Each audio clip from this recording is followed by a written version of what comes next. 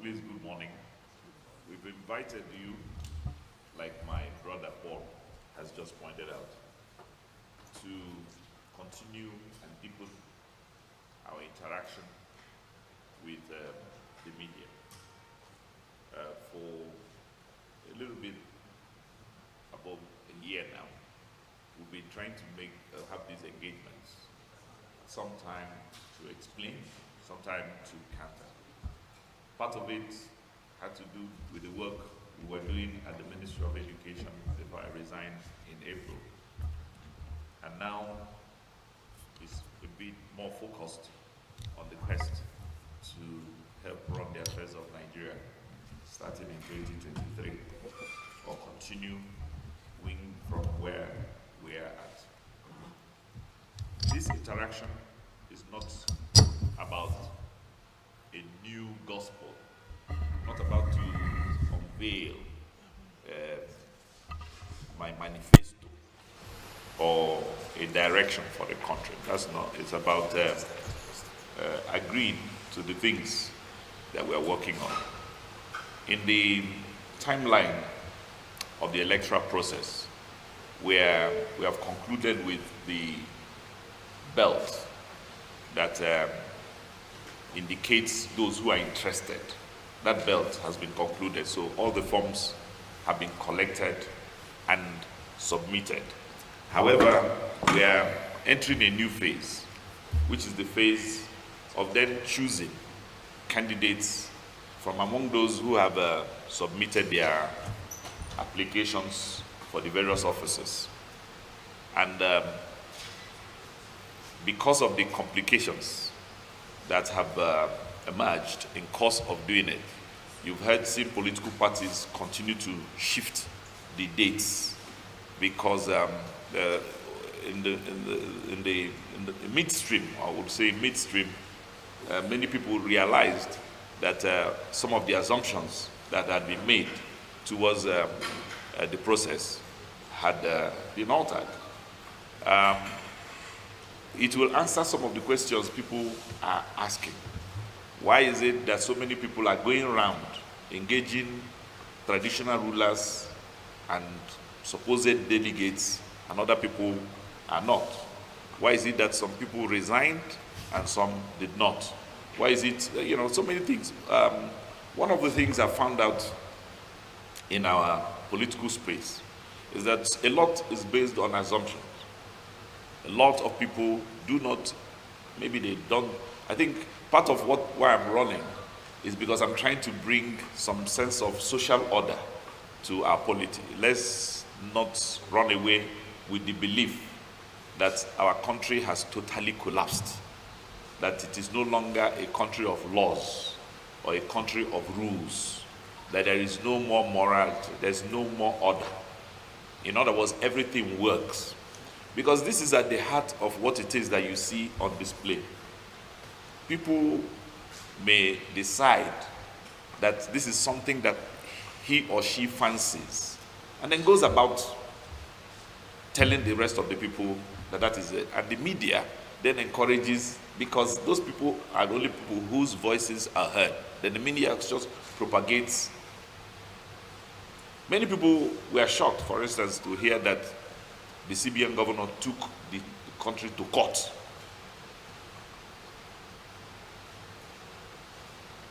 And they said, is there no CBN board? In a sane country, I mean, truly speaking, before you can, in fact, once you take your employer to court, you would have lost even this job itself. I mean, normally. But the narrative here would not be about the process. It will be about who is from which part of the country, or,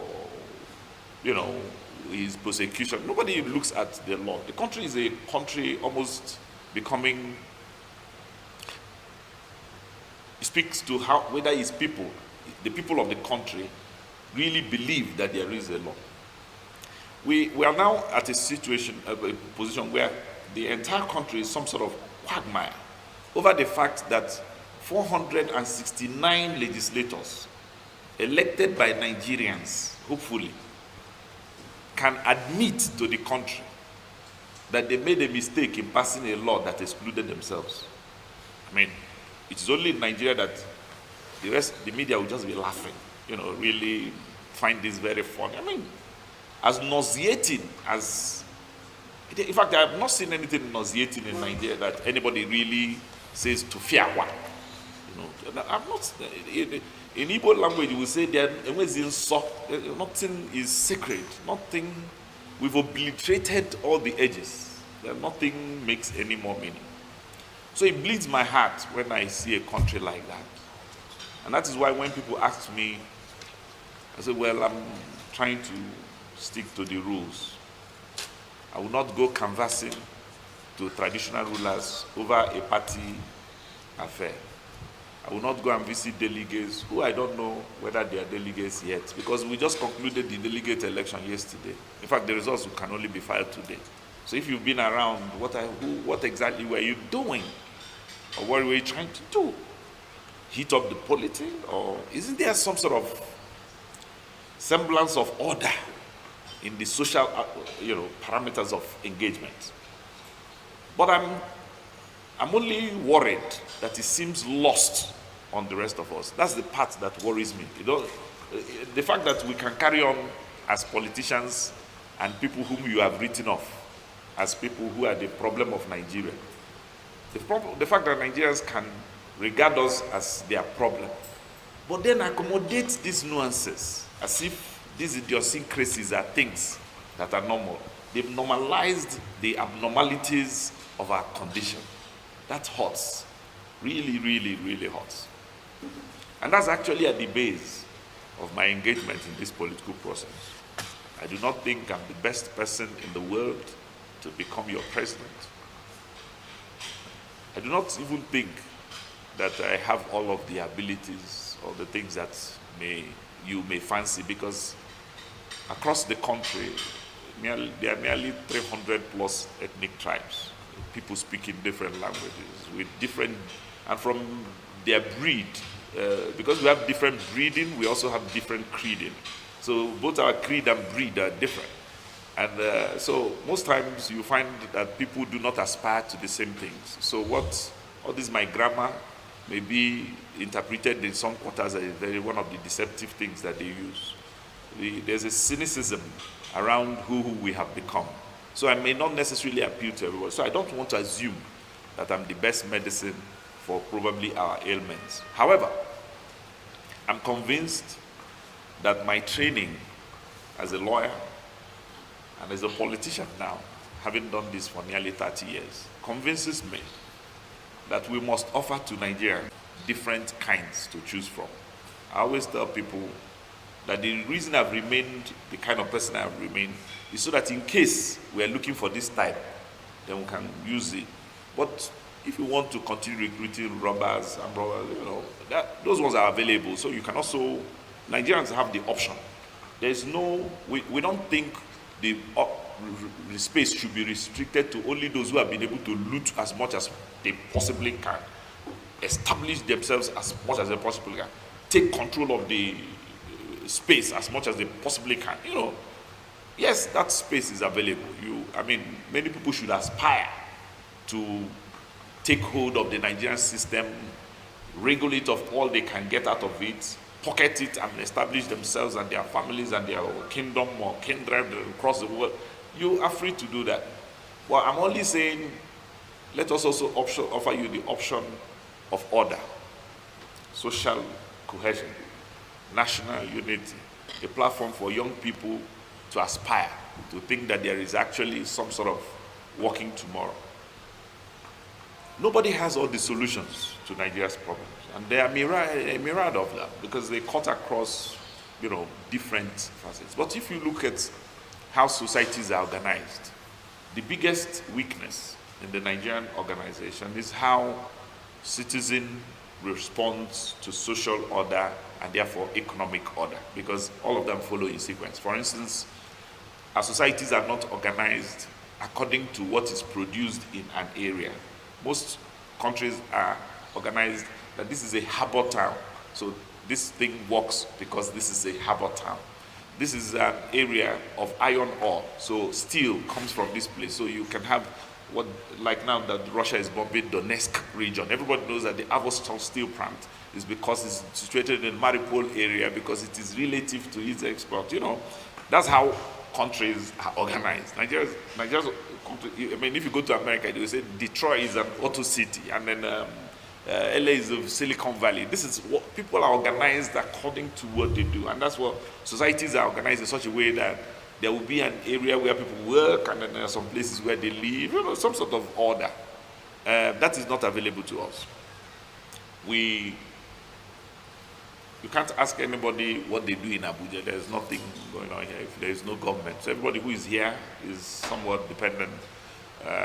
If you go to Lagos, it's a miasma of all kinds of engagements. There's no, I mean, I can't think of what people go to, let's say, Kaurana Moda to do. I mean, what would that city develop around? What the largest part of Nigeria is the northeast, with 120 local governments and about 36% of the entire landmass of Nigeria. And there is nothing that they are known for. I mean, that shows you how a country has been organized. It's just generally disorganized. So, if people are not thinking in those terms, what are they thinking in terms of? That's why you can have 1,016 abandoned industries in Nigeria, and you have 200 million people out of job. I mean, how does that work? From Alaja steel mill to Just Steel rolling mill to Katsina mill to you name it, Jebab Igbo paper mill, in everywhere. Anything that is buildable, Nigeria has built it, but they can't work. Nobody employs anybody, and everybody is roaming the streets, you know, continuously agitated that there is and then we are going to do, all of us are going to wait for China to produce and then ship to us, dash us airports, dash us railway, and they will borrow as much as anything they tell us. They bring their people, they come work, we are fine, we sit in the coaches, and all we need to do is then get the money. Get the money, do what with it? Nothing. You just transfer it to dollars, so dollar goes from 100 to 200, 300. As many people as put 400 and 600, and there is nothing to do. The country is just a roller coaster of, you know, sometimes you just sit down and say, is this for real? Can people really live like this? Is there no direction?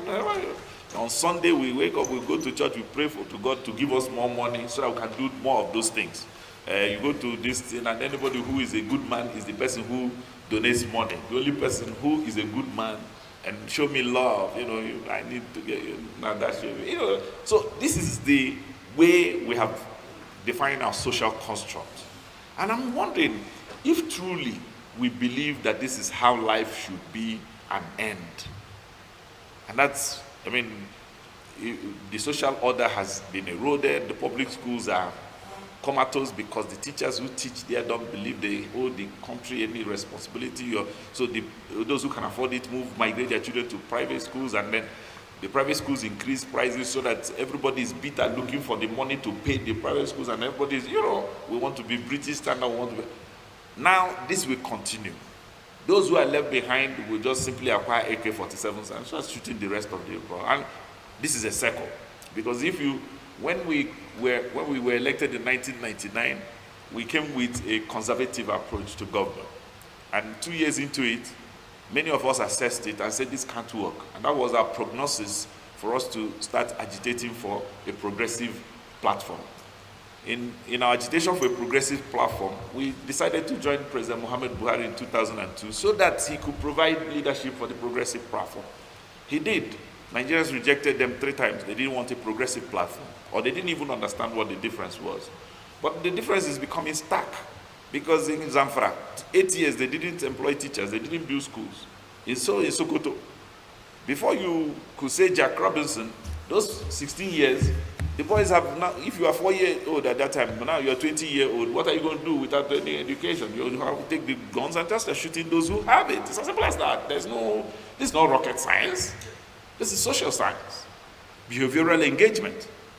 And if you're not interested in understanding this, what are you doing? What is this whole idea about? If you want to be a Rockefeller, I mean, you can go and invent something and make some money. But to continuously think that the Nigerian space has nothing to do with social order or engagement, but the ability for you to extract from it as much as you can for the benefit of where I am.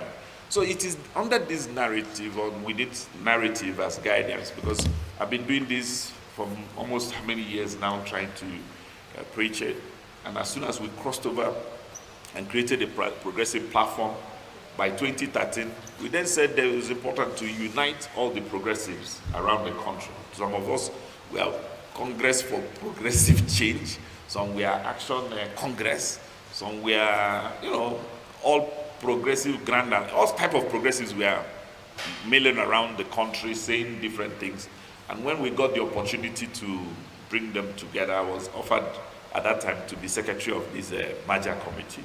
And I decided that the best thing would be to provide, some sort of congressional engagement for everybody to participate. And that's why it became an all progressives Congress. So whether you were liberal, whether you were any shade of progressive that you were, you could find accommodation here. And that's what has provided this platform that made it broad enough for all of us to win the election in 2015. Going forward, with this is, for instance, this administration is the first time anybody has tried to enforce the universality in how people are paid from the civil service. The IPs thing is not a phenomenon, it's a known thing, but I know that around the country we've had to fight it for the past 7 years. It's the same thing with bringing everybody into some sort of banking order with the BVN. Everybody is fighting it. I mean, people need to escape it. They are creating microfinance. They want to do soft bank. They want to do online banking. They want to do. In fact, Nigerians have even migrated out of it completely, because Nigeria is actually the biggest country outside the Western countries who are operating on the Bitcoin arena, because they want to escape these measures that have been put in place. So the fight is on. This is not a joke. I mean, the parallels here with any other place can't find. But Nigeria is so unique that you may need to understand even some of these things I'm saying. If I weren't talking to journalists, I probably won't be saying them, because it does not make sense to a lot of people. I mean, this is just Oyibo speaking. I mean, they don't see. If I weren't in this small enclosure, which is why I said it's an engagement. I don't want to talk to those who don't even have a clue what the hell I'm talking about. But so I'm only pointing them out because I think I'm in an environment where they will even know this. If I say TSA, what does a single treasury account? Why would the federal government be running a treasury account in the first place? Why would we take these loans and try to do? If a country has 25,000 kilometers of road and then they have 16,000 kilometers, 6,000 kilometers of railway, why are we not able to produce wagons? Why is no university in Nigeria? Why no technical college in Nigeria doing wagon technology, or somebody, even Yabatech, just alone doing, let's give TED fund research finding only for the repair of carts and wagons. I mean, the country needs to just rethink, reboot. Truly speaking, you just need to manual, switch off this and reboot the system, so that the system can just something like, they can present you with Windows 84, all these things, so you can choose the one you can. The apps, right now, the thing is not getting into my head. But the problem I have is maybe Nigerians are not even in a position to understand what the challenge is. And therefore, they're going to be trying to choose based on the same things. I'm a macho man, I own this, I am a rich man. I mean, the same way we were convinced in the early 90s that, yes, Abiola will give everybody his money. I mean, many people really voted SDP in those years, believing, truly speaking, that this money that he had made from Radio Labs Nigeria Limited, which the military were using to take money out of international ITT and so on, that it will some way find its own way back to them. I mean, that's the kind of thing Nigerians think about, that the person who has the most money will be the one who will give them the most money. I mean, that does not follow. This is just not economic, because the only way a rich man is rich is because he has sacked you. He can't be rich because he dashed it to you. I mean, so whatever he's going to give you. So the reasoning behind this big man syndrome is a very convoluted reasoning pattern. But then that's expected from people who may not necessarily have all of the facts. So I thought it might be a good thing that we have arrived at some point in the political journey where we now know that actually, whether you're statutory, not statutory, any type of delegate.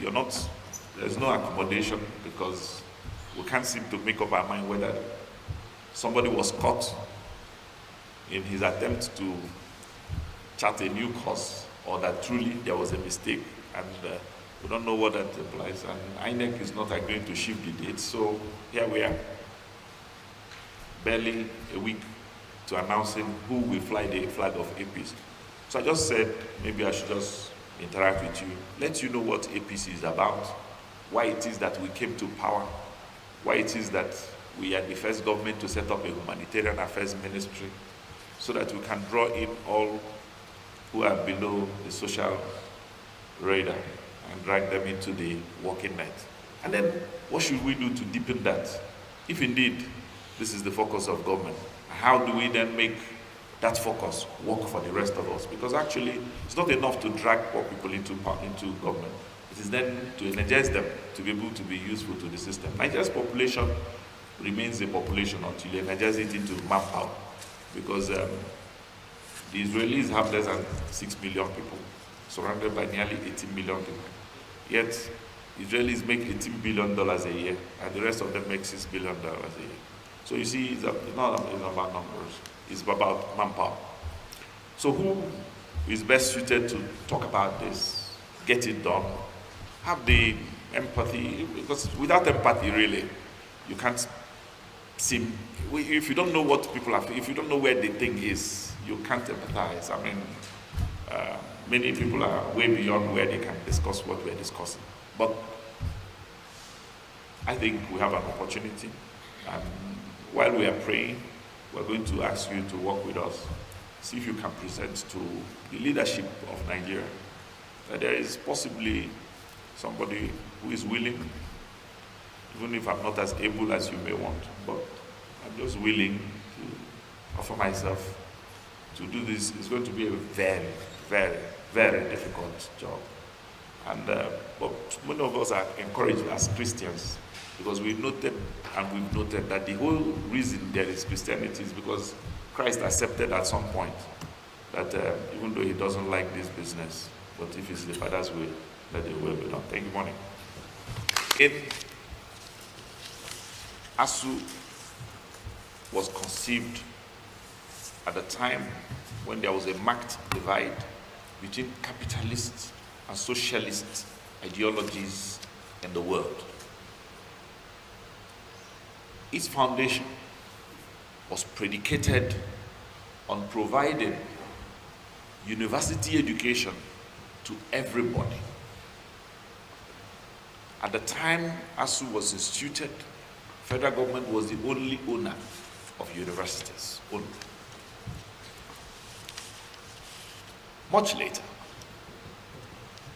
they agitated, and by 1992, arrived at what was called the Education Tax Fund, which was supposed to then cure the problems of engaging continuously in developing universities and making sure that teachers' pay remained the same. At the time ASU was set up, there were less than 32,000 Nigerian students in universities. There were less than 12 universities. Today, there are 1.2 million people seeking, 1.5 million people seeking admission every year. There are now 2.2 million Nigerians in university. When people tell you of the days when they used to eat with 50 kobo, there were less than 100,000 of them. Today, the federal government alone has, or at least owns, nearly 50 universities across the 36 states.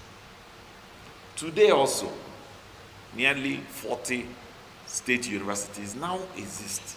State universities. In some states, there are 2 state universities. Or even 3.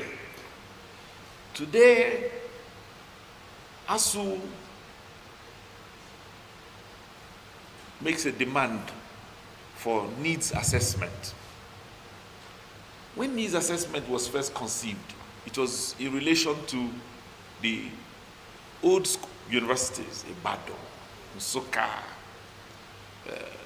ABU, in order to upgrade them and to look at how to maintain their facilities. But they also now second generation, third generation, fourth generation universities. All of them now needs assessment. So if you like, provide 100 billion, they would now share it into 500, 300, then it takes like another 2 years for there to now be a procurement process, for that procurement process to now get to the point where it is awarded, for the contractor to now come back, and then he will tell you, oh, at the time the needs assessment was done 2 years ago, the cost of doing the project would have been 500 million. Now we require 3.4 billion to achieve the same thing after procurement has been done. So you start a fresh needs assessment process. So ASU is right. When people hear me, and ASU is irritated when they hear me say, yes, I'm with them. Because when they say, you're with us, so what is the problem? I say, I understand what you're asking. I only disagree with ASU that you have to be on strike to understand this simple logic that I've done now. This thing is very clear for everybody to understand. And because the value or level of intelligence among our people has diminished quite a bit, today you hear ASU intellectuals abusing minister. He's a fool, he should go and rest. We're talking like street people now. I can't descend to that level, and I won't try to. It pains me when I hear ASU at professors speak gutter language. What can I do if the salt has lost its taste? Of what use can it be? So I can't engage at that level. I can't be gutter. But the truth is that intellectually, what they are saying is correct. But will it be solved by strikes? No. It is by engaging systems. And then I will answer what I will do differently, because I proffered a different paradigm on this. I've said it is better for us to then recalibrate the system. What do I mean? Some of these proposals are still with the president, so I'm not sure whether I should discuss them here. I'm not, because you can do damage to something that you want to help by the way you speak about it. So there are proposals before our president. They are fleshing out how it can work to need the acceptance of parties in the system. But its essence speaks to funding the Nigerian child to be able to fund the system. I mean, it may be a convoluted way of doing the same thing, but then you extract value if you go through the other way. I mean, an Igbo man will be reasoning the same thing differently. I mean, I want to buy the market because I know that the objective is to train my children. So if that is to produce manpower in Nigeria, why don't I pay for the manpower produced instead of building so that I pay you, you go and build the building. I mean, so that you don't get caught up with the 2007 Procurement Act, because the university cannot procure because it must follow the university. So if I free the university and make him, instead of running with a council, and I run it with a board of trustees, the way private universities are run, and then the trusteeship allows them to escape the procurement process, so that if I give children a bursary, the children can use the bursary to pay for their school fees, so that the university can then use that money to then. So there's no point then on burdening a university with 25 professors that they don't need, so that they can collect money from the federal government.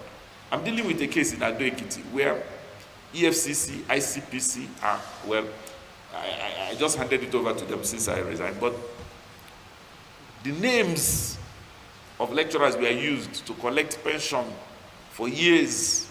So because we now introduced IPs into the system, the money was paid to those people directly. So the university is spending a lot of money chasing them to bring back. So, sorry, the way Nigeria works, you pity Nigeria. You just pity it. Because they are intellectuals. And they're behaving like when I was on the floor. So really, if you see what I've seen, you will not be reacting like this. So I often say they don't need to be on strike. I don't want to start indicting people. But there is a reason why government has insisted that we pay people with eyepiece. And like I said, if government has engaged you and you met with our president and he said, oh, you have UTAS, yeah, go and develop it, let us see. You go and develop it and it's a nice application. That's not the same thing that I'm now, have I developed it, I must force you to use it. Federal government has contracted IPs for almost a 10-year contract. They are not about to pay penalties and dissolve this just to please you. It is better to use the one that we have and manage the system until we get to the point where you become independent enough to use your own. Now, whether UTESA is in a position to cure the problem of lecturers killing themselves, because if you see a lecturer leaving Maiduguri to go to teach in Katsina, we've lost 4 professors on that road, just trying to meet this small extra money of collecting from going to 4 places. I'm not talking about the private universities, because there are things I will say, and then again, ASU will just get angry, because if you have nearly 2.2 million students in the universities, and you have 70,000 lecturers.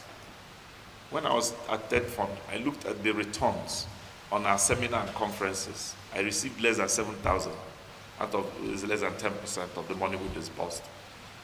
The newspapers carried it one time that they went to a conference in Dubai, and some people accused them that they were not going to the conferences or attending the seminars. But I saw that it was retracted at some point. But part of it is, I don't know how you got the reporting, but part of it is actually on the bank. But this is something that Nigerians need to realize, that is a very worrying situation. If the quality of academics decrease or is not at par, we are in trouble. And this is becoming the case. So ASU is right. The universities and our schools need retooling, upgrading, and all the help they can. Whether this is the approach, it's not really, because if you've done something repeatedly and you're getting the same results and you're insisting on it, something is wrong with your quotient. Everybody knows that you can't keep repeating the same thing and expecting a different result. So what we should be talking about is not continuously, this is almost like the 100th strike. I mean, not just about this government. We were in strike when I was in university in 1988. I graduated in 1988. And as at that time, we were already in strike. So I know that it smacks of intellectual deficiency to continue doing the same thing and expecting a different result. So I know that we have a different paradigm around it, and I've already profiled that. But in a better way, we formatted that for government to apply. And if some of it still remains unresolved when I become president, I will also explain to Nigerians what we need to do. We have a scheme of bursary. We have, once you pass JAMB, what we can use your national identity number to do, because if you look at the 2007 Act, or 2006 Act, when we passed NIMC and said we will not allow transactions to occur, because people are still wondering how come I came to the Ministry of Education and insisted that JAMB must take NIN before they decide. I said, I'm only obeying the law. These laws have been in place. And people said it couldn't be done, but in 2019 it didn't go very well. But Professor Loyode stayed at it. In fact, I resumed work at NIMC to ensure that we could actually, for the first time, because if you had NIMC in order, we would lose Bayelsa State, because then the certificates would have been consistent with a particular number. Anyway, please, Nigerians need to understand that they have a country to run, and I just want you to understand that we are working with ASU. The problems are solvable. We need different paradigms and different thought processes around the same problems. So problems are there for human beings to solve them, but to continue to beat the world won't take it much. So let me not dwell too much on that, because he mentioned that he's worried that that I sound more experienced than people think. And I said, okay, well, Yeah, when you say 30 years, in 1992 when I first came to run, I came to run as NRC, came to run for Federal House. But you know, when that time I was actually not experienced. That's when I wasn't experienced, in 1992, because I returned from Lagos, a young lawyer, because my boss, Aminu Dahiru, who was running for governor in Gongola State then, had just died in 1991. So I returned without guidance and read that the age limit is 25. So I actually returned only to find out that my father was running, that in those days they didn't have GSM. My father was already running in SDP. We were in NRC. And I couldn't lie to my father that I was 25 because, you see, technically I was 25 in 1992. But because the elections were taking place around May and my birthday would be in August, so I was still 4 months shy of applying. So I was disqualified even with my money. So I learned the hard way that these things you have to. So that was 1992. By 1996, something happened actually in the first month of 1996. I lost my partner, one of my partners. And when he died in that plane crash, it didn't take until November 1996, because my partner, my law firm is called Nwajiuba Ibrahim & Co. Ibrahim Abacha was my partner. And when we left university in 1988 and teamed up in the firm of Aminu Dahiru and became our own partners. That's how we started. But when we lost him in January, we lost some appetite for what was going on. So it was till towards the end of 1996 when they reopened the political space. UNCP was the party I joined, and I ran and I won Federal House again in that 1997 engagement. But we were not sworn in because they were preparing us. There was a plan to pass 1990. The constitution that created this 6 geopolitical zone was the Chukwuemeka Constituent Assembly of 1995. So they were going to promulgate it into law, on which we ran in 1998, and then swear in who will be president in October alongside us. But somehow, around June 8, 1998, the head of state then died. So we were forced to go and start afresh again. So you see, this experience, I've suffered very, very much. So we started, and I joined PDP, and I came to the House of Reps in 1999.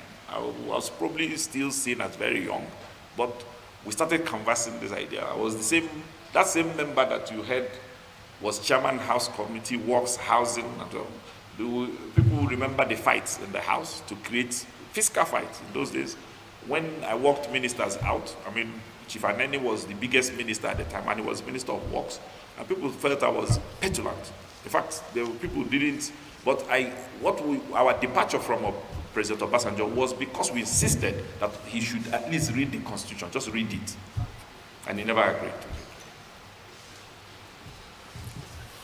And that was why in 2002, when we were presented with somebody who agreed to read the Constitution, he said he was going to run on the platform of APP. We said we will move as progressives, and that's how 2002 I decamped on the floor of the House to join APP in order to propagate this Buhari vision. Even the President Buhari himself, at the time, still a military man, we kept insisting this is what the issues are, constitutionally.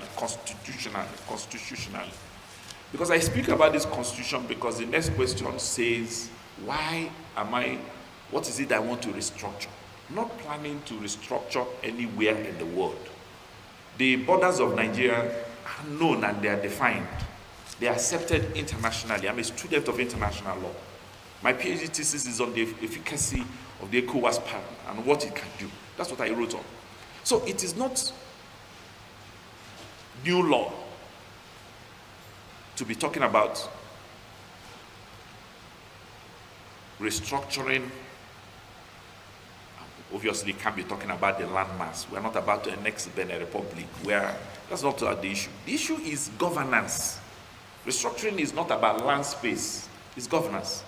So when people talk about restructuring, how do you restructure a country that agrees that 469 people can go into a place and make a mistake in a law and come back next week and say they have changed it again? I said, could you change it the next week? The law hasn't even started implementing. How do you restructure the 469? Is it a question of land mass or the resources? What causes this type of thing? This one. What causes it? I've asked people repeatedly since 1999, I would like, this Nigerian constitution is a restructured constitution. Since 1914, we had, from 1914 to 1960, we had 16 Oyibo men who ruled the country. From Lugard through to Thomas Thompson, to Littleton, Clifford, Richard, everybody, up till Thomas, as we vacated. So everything is known. From then till now, we've had another 16 leaders, half of them military. So what is it that you want to restructure? Do you want to restructure the landmass or how it is governed? I've asked, is there something a state does with its citizen other than service and tax? That's how citizen and state relate. And so you need to, that's why they say political science is the head of all sciences. You have to first understand political science, because it's the political scientist that will give you the space to operate as an engineer or journalist. It is the mindset of the political class that determines the rest. So political science, they argue that it is the king of sciences. Number one, is there anything you would like to do in Nigeria that the law says you cannot do? Each one thing. There's none. If you want to build a refinery at the border of Karana Moda, there's a process, you just apply. The only thing you'll be asking is, it's not my brother that is there, he will not agree to give me the license. That now is not what we're speaking. Remember, we were 3 regions. By 1966, war was fought over this matter. It was because there was an extraction of the Western territory in they created Midwest. This only state created by civilians was Midwest.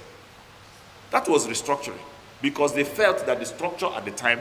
So when people talk about returning to the regions, they need to visit the Hansards of the parliament at the time to see that the people who were politicians at the time said this was not working.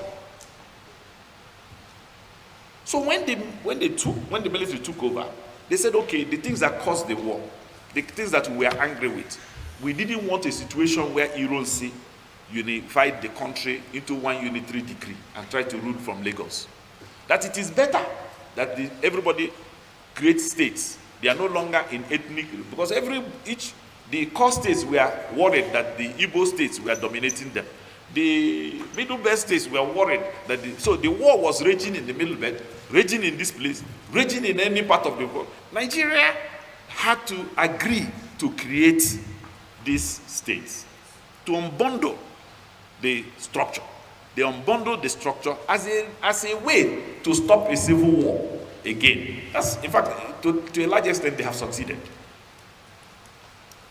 So from there till now, we've not had at least a massive war. There's 50 years down the line. So something must be right with the new structure. But they then understood that what was the anger among many people was that we had a regional system where we were running a parliamentary system. In a parliamentary system where only one man running in one local government of Tafa Balewa in present-day Bauchi, small place, he won one seat there and arrived in Lagos. And the Northern People's Union and MPC agreed.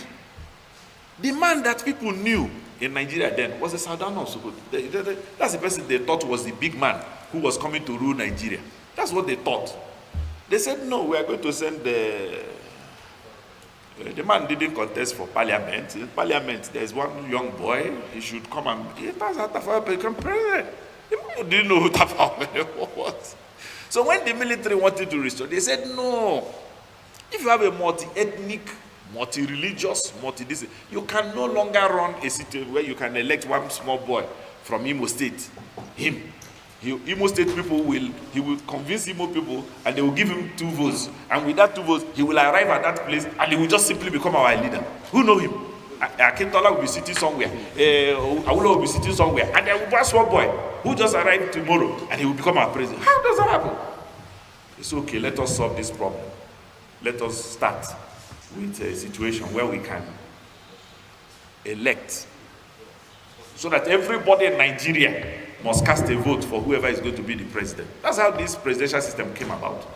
Again, go and read the Hansard of the 1977 Constituent Assembly, where Akonde, this present, these were members. They read, Rotimi, Williams, everybody, anybody, each our legal luminaries, all the people who we used to hear about in school, they were present. It's one big blue book like this. We read it in school. If you go through and hear what they were debating, you ask yourself, what is restructuring? That's why they arrived at the unique constitution we practice now, that there is nobody who can be president of Nigeria. If you like, win all the majority of the votes, if you don't get to third to third of the country. Other people must agree, whether you like it or not. There's no president. And when people talk about anybody winning the presidency without the support, I say it's not possible. The constitution of the country is clear. If you like, stay in your village, win 10 million. If our village people don't hear about you, they will not agree. It's not allowed. This is the only constitution that is like that in the world. Any other constitution, what do you want to structure? Is there any limitation to what a state governor can do?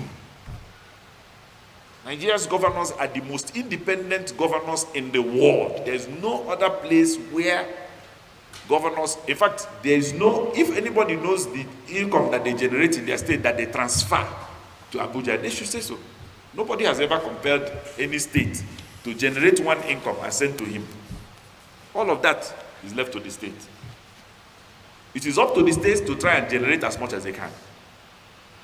Would you like to say, okay, everybody generate and send to us? Which was what the problem was before. Because when Ojukwu refused to send money that was why when the Civil War started, it didn't start as a civil war. It started as a belligerence. I don't know who are students of history here. It started as belligerence. What is belligerence? Refusal is the English word for refusal.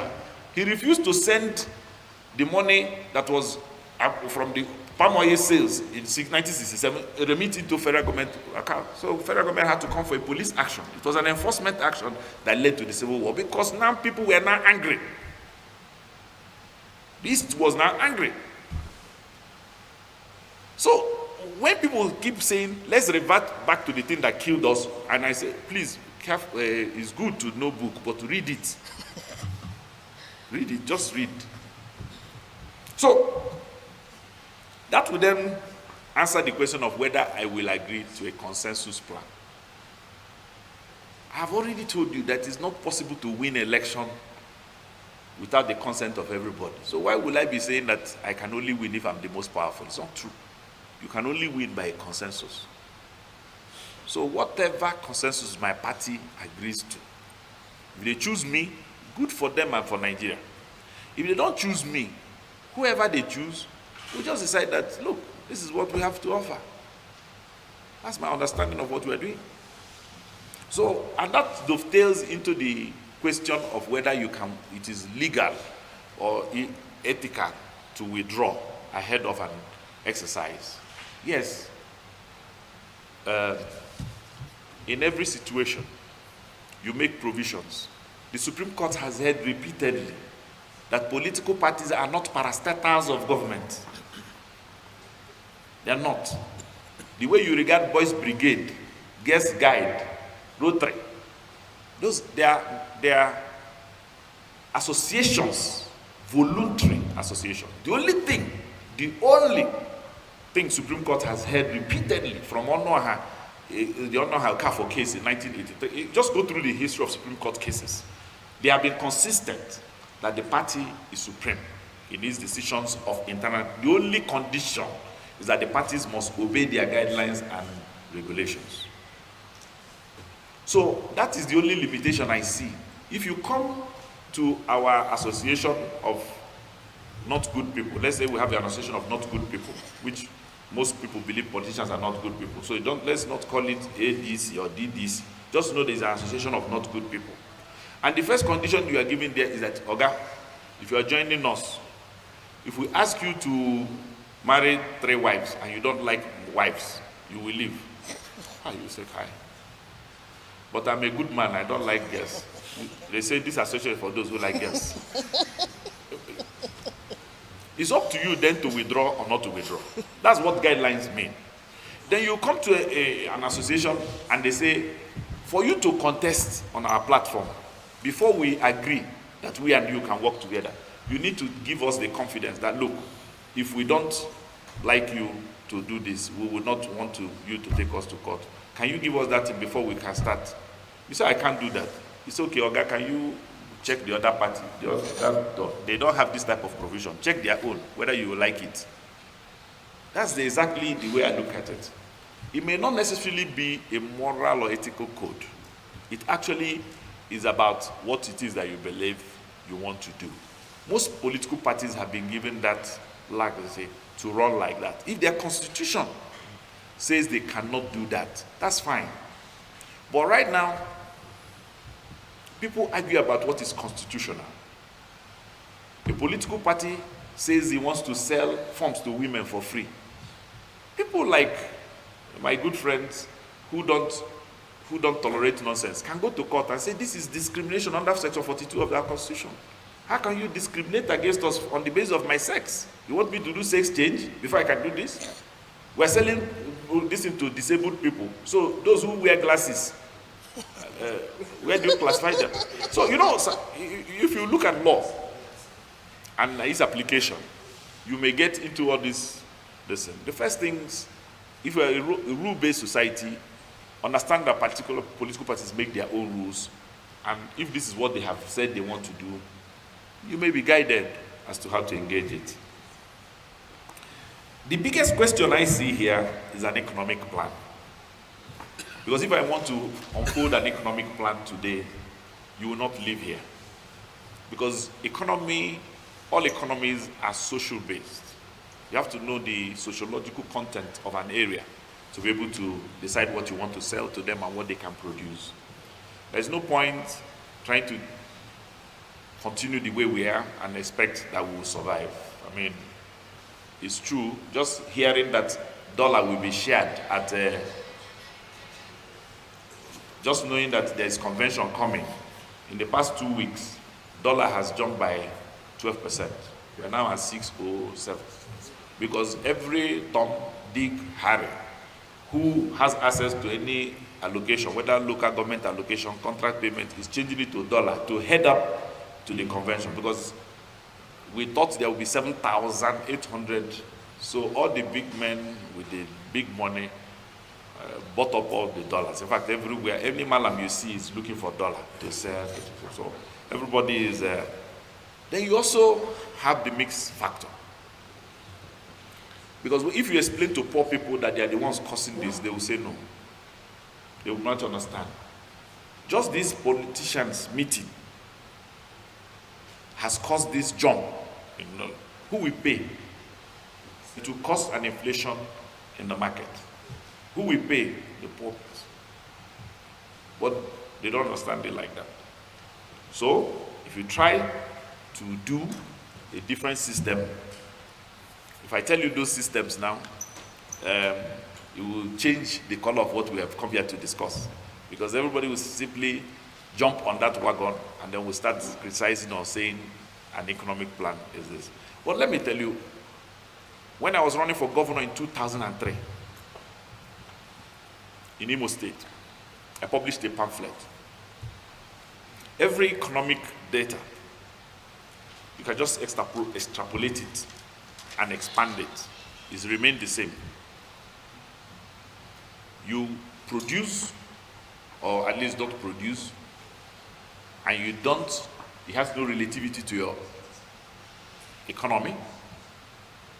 The only force for your production is determined by outside forces. When I say Nigeria is an oil occurring country instead of an oil producing country, there's a difference, because if somebody, I'm not sure whether, or God knows whether there's oil here. Nobody in Nigeria knows until people will come and say, there's oil here.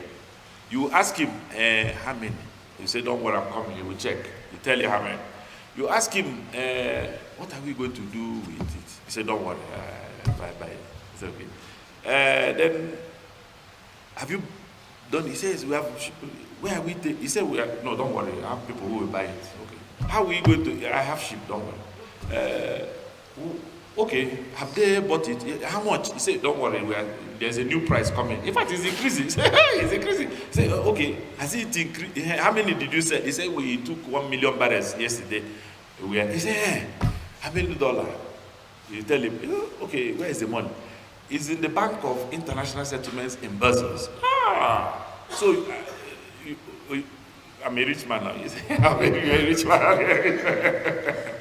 That's the condition Nigeria actually is in. And if you want the money, people will ask you, what do you want? Some limousines and so on. They will open the one we call letter of credit. They write somebody that if they give you, they pay the man. The money is not coming here. You just keep going. You write rice. Thailand, give them 2 bags. They write. We've been living like that since forever. So I'm sure you know this. It's not like I'm joking. I mean, I'm not making this up. Let's not make it seem like somebody's criticizing another person. We know that that's what we're doing. So, until a nation re-engages this paradigm, it's going to be difficult to say. Now, if I start telling you what to do, I think we've done part of it, because people ask, what are the failures of the Buhari administration and what will you do? And I say, the biggest challenge, not a failure, of the Buhari administration is getting the things it wants done work. And I understand when the president says, well, he's not as strong as he used to be.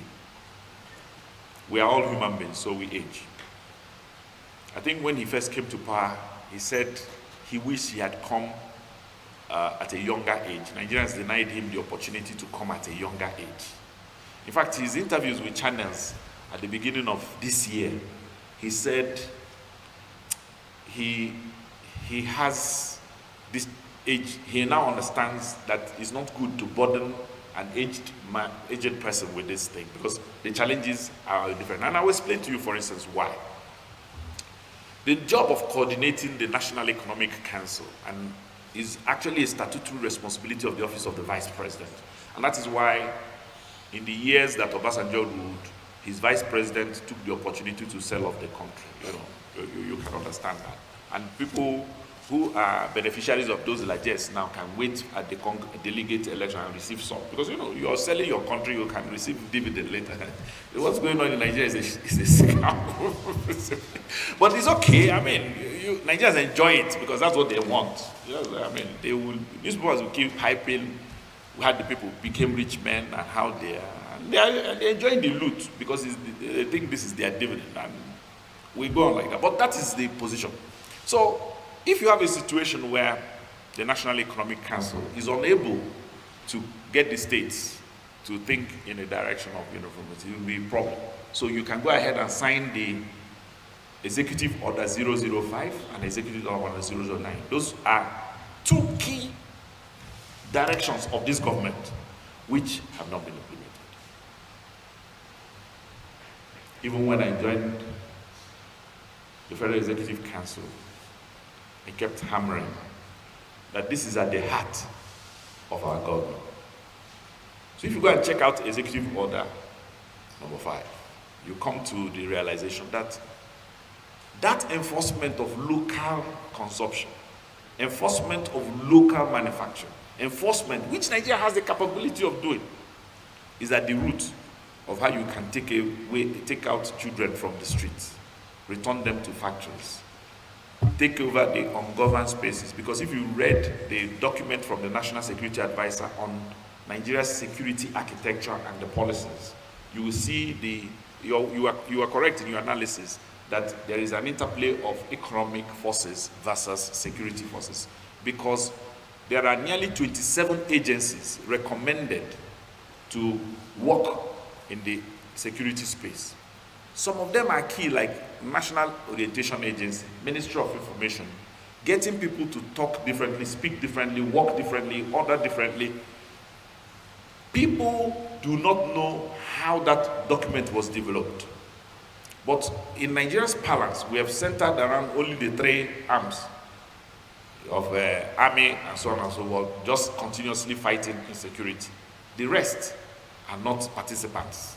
Again, you will need to use some measure to draw everybody. It's a whole, to have an orderly society is a whole of society approach. It can be done in different, tranches. So I think that to understand our economic plan, you will need to understand our social plan, how we want an inclusive society. First things first, it is very difficult to go against Western economies because we are not actually going against Western economies. They are already established economies. For us in Africa, and if you've attended any of the classes in the Western world, they teach their children that Africa and the rest of us are resource source economies. We are not their competitors. We are not in a position to compete. Even we are not in a position to compete with China because when on my tour around the country, if you enter the bushes in Jalingo and Taraba, you will find Chinese people who they don't even have passports. Sometimes you don't know how they come in. The immigration people don't have any clue what they are here for. So they dig up things that they know. Nigerians have no clue what it is. Something if they tell you it's gold, you wouldn't know whether it's gold. If they tell you anything, and they go through the course, half of them are not trained to even know what it is, or if they detect that something is, you dash them on. That's the way the Nigerian system. I'm not educating you. I'm actually discussing with you about something you know now. This is why you're looking at me as if it's a lecture. It's not a lecture. This is something you know. I'm not telling you anything new because you report them. So we know that this is how this place is. So to constantly not then do something different is what irks me. I think we should then have a different way of working. And then I will take the question of politics being so monetized. I agree with you that we have a monetized polity. But I can assure you that we had a Buhari elected who didn't have any money because a few people, some of us have been with him maybe for 20 years. Some people just discovered him. Some people changed their minds. Some, Nigerians came to different levels of realization. But at the time we voted him, we realized that there was a problem that needed fixing and order. And that is what I did in my opening statement to you, that I'm only presenting myself for you to choose. I'm not saying I can buy you. In the Ministry of Education, we are not about to award contract to teachers. With nearly 2.2 million registered teachers, we don't have enough money to give them, talk laws or they want to take. So I can't be sponsored by the oil industry. So the only people who can sponsor me are Nigerians. And this is why when they first said the form will be sold, we opened a platform where we collected, Abbas will, if you want, it's just that some people there, I know of a particular case, like I keep going back, my younger brother's friend, his wife gave more money than the husband. And she kept insisting that I hope people are not going to make this public. So I said, okay, well, otherwise I can publish it. There are 3,100 and what?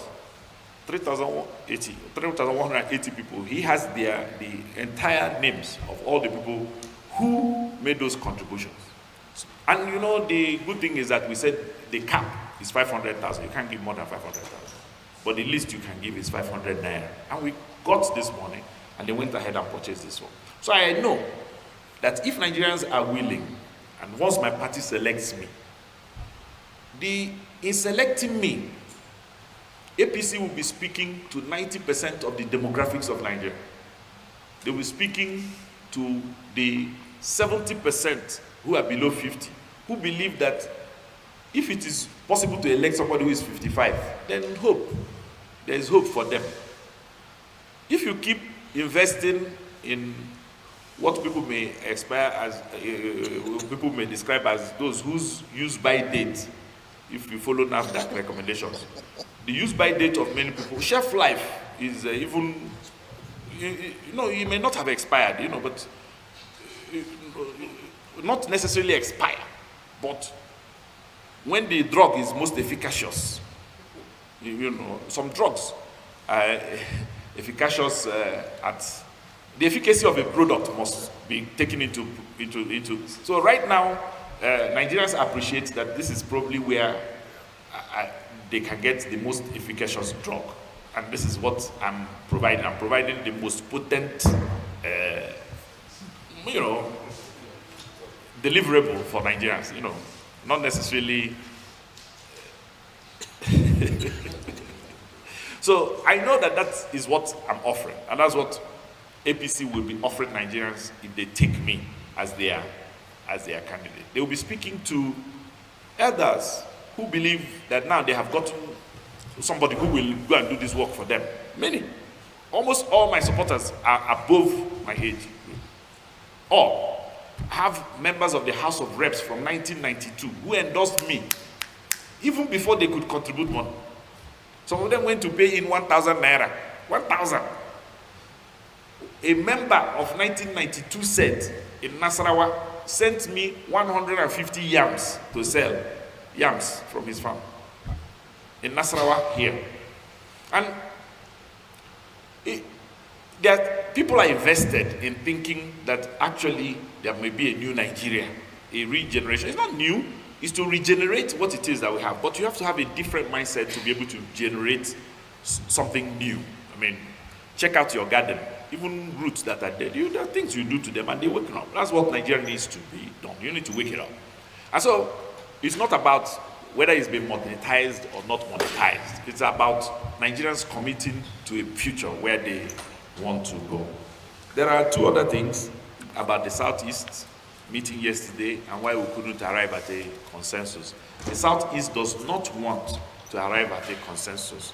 The Southeast wants to work with Nigeria. We are not presenting any. In fact, we are very disappointed. We thought that at least 10 to 20 people from the Southeast will buy this form so that we can make the case. If you're making a case now, you can't make it with one good wave. Let all of us come out, men, women, and say, yes, we believe in Nigeria. We believe that it is our tongue. We believe, don't believe. Come and put it on ground. That's what we thought. But we only have seven aspirants. And that's very small. But I'm sure that out of these 7, we have those in their 70s, we have those in their 60s, we have those in their 50s. We have every type you need. If you want those who went to school properly, me, this is my irregular PhD, you can use it. If the ones who know book are there. The ones that you can call paddymen are there. Any type you need. So why would we limit Nigerians to a choice? Nigerians must have the full breadth of Igbo diversity. Women, in fact, those from anyone. In fact, Chief Moloko, who was a former minister in I think it was General Abacha's regime, who was Minister of Information, whose mother was the head of Onitsha women in the House of Assembly in 1958. He is a contestant. Huh? If you, any type you need, Igbo people have it. So what we said yesterday is that if you want the aging and aged, we have. If you want any type, we're available. So it's up to Nigeria to choose, and then we agreed that even if the person that you choose, his leg is not very well, because I think Rocha slims on one leg. No, I'm not saying anyone you choose. If it's woman you choose, we are going to back her. That's what we said yesterday. Please understand, we don't. The idea that Igbo people want to limit Nigeria to this is our country. Why would we say Nigeria? Please, we are with you 169, 1,000,000%. Just take one. There are 7 of us here. Just all of us. Come out. Choose one. Going. Thank you very much. Okay.